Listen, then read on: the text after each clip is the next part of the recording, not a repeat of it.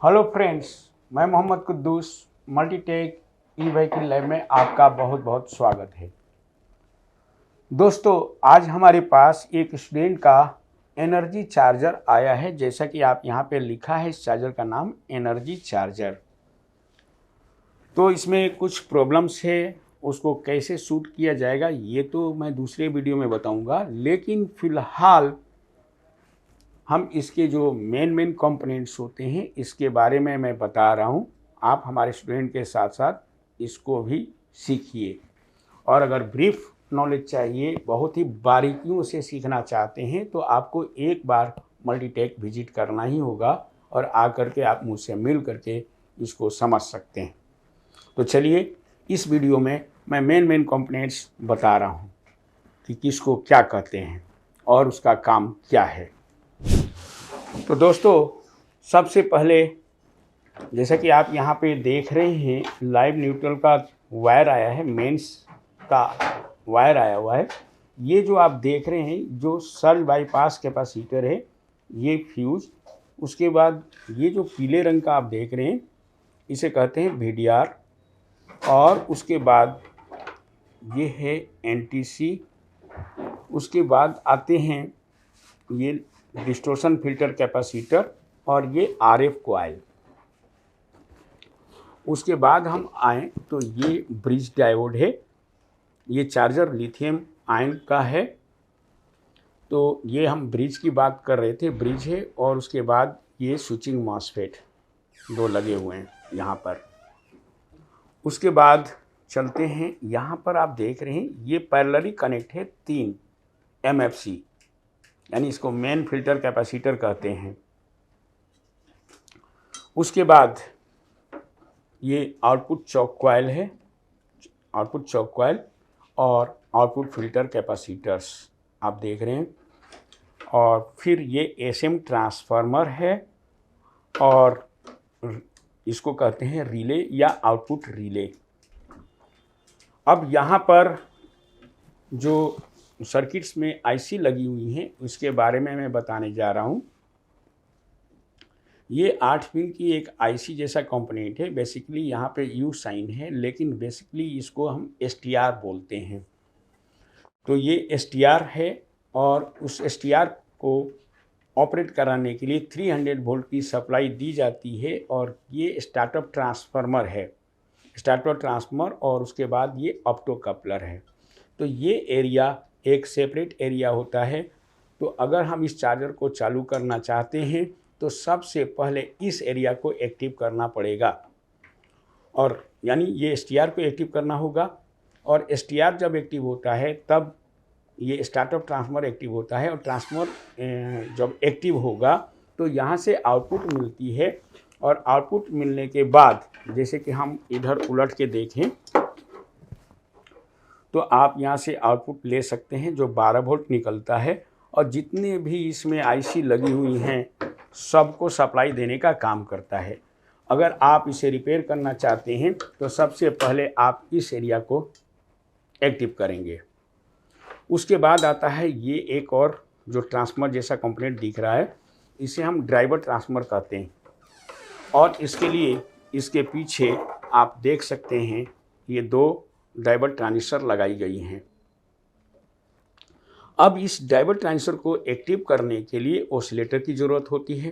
तो ऑसिलेटर के लिए यहाँ पे आप देख रहे हैं, यहाँ पे एक लाइन में पिनें बनी है या एक कार्ड लगा हुआ है। इसे उलट के अगर हम देखें तो ये कार्ड है, ये कार्ड। इस कार्ड का काम है कि ऑसिलेटर सिग्नल पैदा करे।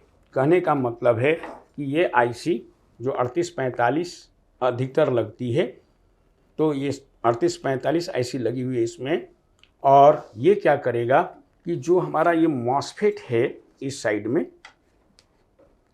जो स्विचिंग मॉसफेट है, उसको गेट पे पल्स देने का काम करता है। लेकिन वो डायरेक्ट नहीं आता, पहले आपको ये ऑसिलेटर काम करता है। ऑसिलेटर काम करने के बाद जो ड्राइवर ट्रांसफार्मर काम करेगा, और ड्राइवर ट्रांसफार्मर को काम कराने के लिए यहाँ पर जो आप ड्राइवर ट्रांजिस्टर है वो काम कराता है। या हम इसको इस तरह से भी कह सकते हैं कि जब ऑसिलेटर सिग्नल ड्राइवर के बेस पे पहुंचता है तब ये ड्राइवर ट्रांजिस्टर काम करता है और ड्राइवर ट्रांसफार्मर काम करता है, फिर जा कर के स्विचिंग मॉसफेट के गेट पे पल्स पहुंचती है और जैसे ही पल्स पहुंचेगी तो स्विचिंग स्टार्ट हो जाएगा और मेन एसएम ट्रांसफार्मर के प्राइमरी वाइंडिंग में एसी बनेगी और सेकेंडरी में भी एसी बनेगी और उस सेकेंडरी से जो एसी बनती है उसे डीसी में बदलने के लिए इस साइड में आपको शॉर्टकी डायोड 2 लगे हुए हैं। जैसे कि मैं आपको दिखा दूं, इस साइड में 2 शॉर्टकी डायोड लगे हुए होते हैं, यहाँ पर लगा हुआ है, तो वो आपको क्या करता है, उसको आउटपुट करवा देता है और आउटपुट करवा करके कहाँ भेज देता है, चौक कॉइल पर, यानी इस पर। और उसके बाद मेन फिल्टर कैप्चर जो यहाँ पे लगा हुआ है वो 300 वोल्ट डीसी स्विचिंग को दे देता है और जब स्विचिंग होने लगता है तो यहाँ से आपको आउटपुट मिल जाती है। लेकिन ये आउटपुट तब मिलेगी जब रिले काम करेगा और रिले को ऑपरेट करने के लिए एक अलग से कार्ड लगा है जो कि इसके अंदर है, जिसे लॉजिक आईसी कहते हैं या लॉजिक कार्ड कहते हैं। अगर आप दिखा पाएँ तो दिखा दीजिए, ये वाली आईसी लॉजिक आईसी है। फिर एक और इसमें कार्ड लगा है, मल्टीपल इसमें कार्ड लगी हुई है, जो कि यहाँ पर आप देख रहे हैं एक आईसी लगी है। बेसिकली ये कंपैरेटर आईसी होगी। ये वाला आईसी अगर दिख पाए अच्छी तरह से तो ये पिने यहाँ पे दिख रही है और इस साइड में वो आईसी लगी हुई है। शायद देखना मुश्किल होगा, फिर भी दिखाने की कोशिश कर दीजिए आप। तो इधर जो आप देख रहे हैं ये कंपैरेटर आईसी इसके अंदर लगी है। तो ये कंपैरेटर आईसी बेसिकली एम्पियर से संबंधित होता है और जितने भी रिले के लिए या फैन के लिए स्टैंड बाई सिग्नल ये लॉजिक कार्ड देता है। इस तरह से हमारा ये सर्किट एक्टिव होता है। तो दोस्तों, आपने इस वीडियो में देखा कि इसका मैंने छोटे छोटे काम बताए हैं कि किस सेक्शन का काम किया है और पहचान क्या है। इस तरह के लिथियम चार्जर बहुत सारे हमारे पास आते रहते हैं। हम तो बेसिकली आपको लिथियम आयन चार्जर बताते भी हैं जो हमारे पास मौजूद होता है, जैसे ओकिनावा का, सेंट्ला का जो ज़्यादा फेमस है, या पावर का या हीरो का। इस पर हम प्रैक्टिस कराते हैं जो हमारे पास मौजूद है लिथियम आयन चार्जर का। लेकिन इसके अलावा और भी हज़ारों तरह के चार्जर्स मार्केट में ट्रेवल कर रहे हैं या बन रहे हैं या नए नए चार्जर आ रहे हैं। तो क्या उसके लिए दोबारा आपको पढ़ना होता है?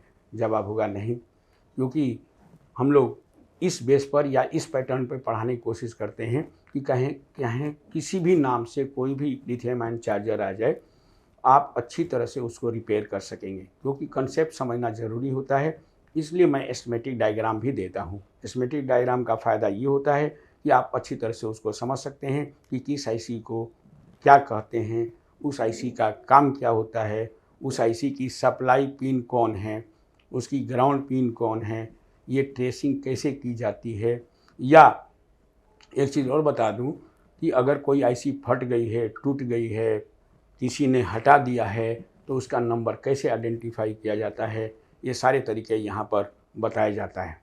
क्योंकि आजकल मेन प्रचलन ये है कि जो नौसिखिए चार्जर रिपेयरिंग करने वाले मिस्त्री हैं या इंजीनियर्स हैं, अगर वो उनसे नहीं ठीक होता तो वो क्या करते हैं, उसके जगह पे दूसरी नंबर की आईसी लगा देते हैं या आईसी का नंबर मिटा दिया जाता है, जिसे समझ पाना मुश्किल होता है एक साधारण लोगों के लिए। लेकिन जिसको काफ़ी ज़्यादा अनुभव होता है वो आसानी से वो पता कर लेता है कि उस आईसी का क्या नंबर होगा और ये पता करने का क्या ट्रिक है। ये सारा चीज़ यहाँ पे अच्छी तरह से बताई जाती है। उम्मीद है ये वीडियो आपको अच्छा लगा होगा। फिर मिलते हैं किसी दूसरे वीडियो में। इस वीडियो में इतना ही। थैंक यू वेरी मच दोस्तों।